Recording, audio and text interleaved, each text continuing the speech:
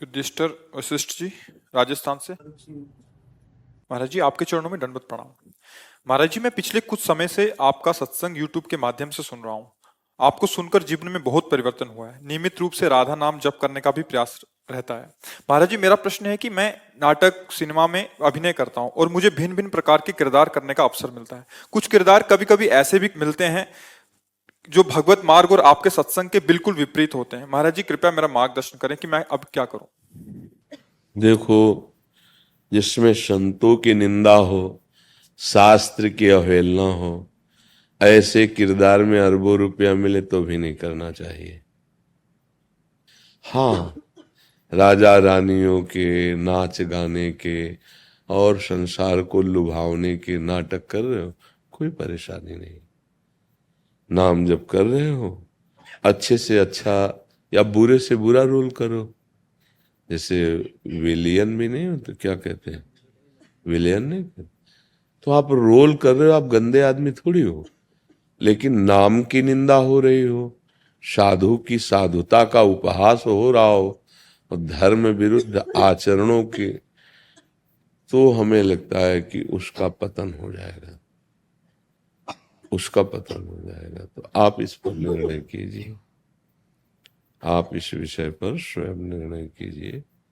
ऐसा अभिनय न कीजिए जिस अभिनय में धर्म का ह्रास होता हो। भक्तन निंदा अति बुरी भूल करे जिन कोय, किए सुकृत बहु जन्म के छिन में डारे कोय। भक्तों का उपहास करने का मतलब अपना सर्वनाश करना। तो वो जो कर रहा है सीरियल, अभी तो उसको लाखों करोड़ों मिल जाएंगे रुपए, पर परिणाम में उसको नरक मिलेगा, पक्का, इसमें संशय नहीं है। परिणाम में उसकी दुर्गति होगी। देखो, दो प्रकार की दुनिया में व्यक्ति भी होते हैं, साधु भी होते हैं। एक होता है सतमार्ग में चलने वाला और एक होता है असत मार्ग में चलने वाला। जैसे सतमार्ग में चलने वाले कम होते हैं, असत मार्गगामी ज्यादा होते हैं, ऐसे ही भगवान में आसक्त चित्त वाले महात्मा कम होते हैं। इंद्रियों को संभालना, मन को रोकना, प्रभु का चिंतन करना, हर कष्ट सहना, वो महात्मा आगे बढ़कर भगवत साक्षात्कार करता है। अगर हम सब संतों को इसी दृष्टि से नाटक में दिखा देते हैं तो फिर जो भगवत प्रेमी सत्य मार्ग में चलने वाले महात्मा हैं, उनका अपराध आपको बन जाता है अव्यक्त अनजाने में। तो जो अपराध भक्त कर करे, राम रोष पावक सो जरे। मरना तो है ही, कर्म की गति बड़ी विचित्र, वो भोगना तो है ही। जो धर्म किया है, जो भजन किया है, जो समाज को सही रास्ते पे लाने वाले वचन बोले हैं, आचरण किए हैं, वही आपके साथ जाएंगे। तो बहुत सावधानी की जरूरत है। सच्चे बनोगे तो हो सकता है गरीब बने रहो पर सुखी रहोगे, अंतिम परिणाम अच्छा आएगा। गंदे बनोगे तो हो सकता है धन संग्रह कर लो, बहुत बुरा परिणाम होगा जिसको सोच नहीं सकते। कई तरह से माया प्रभावित करती है। आप जिस रोल के मर्मज्ञ हैं, आपसे 1000 गुना मर्मज्ञ सामने खड़ा कर देगी। उसकी उन्नति हो रही, अब जलो बैठ के, तुम्हें कोई पूछेगा नहीं। अब क्या उपाय लगेगा? इतनी मेहनत की, इतना यश हुआ, अब हमारा यश।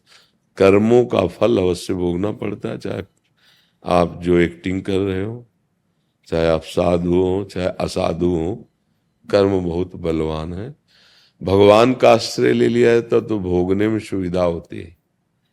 ये बल है भगवान का, हर कष्ट को सहकर अपने मार्ग में, अपनी दिनचर्या में फर्क नहीं पड़ने देना है।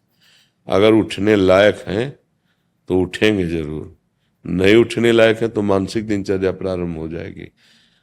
हाँ, ऐसा ये लोग जैसे कहते हैं ना, भजन का फल क्या, इतने बड़े भजनानंदी, इनकी किडनी फेल है।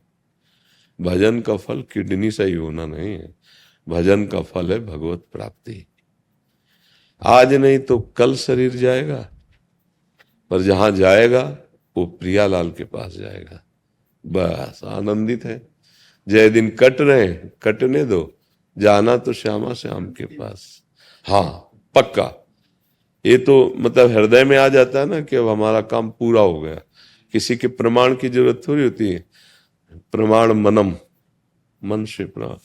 अब जैसे बहुत गंदगी रही जन्म जन्मांतरों में, तो फटाफट धुलाई हो रही है, पर इस भोग ने क्या किया, कृपा कर दी, पूर्ण रूप से श्री जी के आश्रित कर दिया। कहीं ना कहीं साधु को साधना का भी बल होता है, अब वो भी बल गया। अब केवल इतना बल है कि लाडली आप ही होंगे, आप ही संभाल सकते, बस पूर्ण अंतःकरण केवल श्यामान श्यामान। तो ये हमें फल मिला, यह असाध्य रोग हमारा भजन बढ़ाने वाला पार्षद बन गया। हाँ, कहीं भी मन जाने की बात सोचे, खान पान कहीं भी, सम्मान यश कीर्ति, तुरंत वो पार्षद बोलता है हम हैं होश में, कभी भी छूट जाएगा होश में, तो राधा राधा राधा राधा राधा राधा हर समय नाम। तो देख लो भैया, ऐसा कोई रोल मत करना जिसमें संतों की निंदा हो और धर्म विरुद्ध। जैसे कुछ लीलाएं बनाई हैं फिल्म वालों ने, मंदिर की अवहेलना, ठाकुर का उपहास, भक्तों को मूर्खता साबित करना, गंदे आचरणों को प्रमाणित कर देना। जैसे हस्तमैथुन आदि है ना, इसको कहते हैं, ये सहज है। उसमें लिखा था कि आप तो इसका निषेध करते हैं, ब्रह्मचर्य पुष्टता की बात करते हैं, और यहाँ तो खुला कहा जाता है कि ये नेचुरल है, फ्रस्ट्रेशन क्या, ये उसको हटाने के लिए बहुत अच्छी औषधि है। डॉक्टर सपोर्ट करते हैं और आप मना करते हैं। तो हम कहते हैं हमारी बात, डॉक्टर की बात और फिल्म जो उसमें डायलॉग हैं, उन तीनों की बात सुनो, और जो कर रहे हैं वो अपने हृदय में अनुभव करें कि तुम्हारा फ्रस्ट्रेशन दूर होता है, या तुम्हारे शरीर में भयानक कमजोरियां, भयानक परेशानियां, मन का अशांत होना, ये आ रहा है कि नहीं। कई लक्षण बताए हैं उसमें तो पड़ा है। ये सब बाहरी लोग हैं, मायाकृत बुद्धि वाले, ये तो भ्रष्ट आचरणों को ही बताएंगे। इसलिए गंभीर शांत, अगर जीवन को मंगलमय बनाना चाहते हो तो अंदर अंदर प्रियाजू का नाम जप करो, बाहर से जीवन यापन के लिए जो स्वांग मिले उसे अच्छी तरह करो, पर धर्म विरुद्ध स्वांग नहीं। पर ऐसा नहीं कि भगवान की अवहेलना, संतों की अवहेलना, ये नाश कर देगा किसी को भी।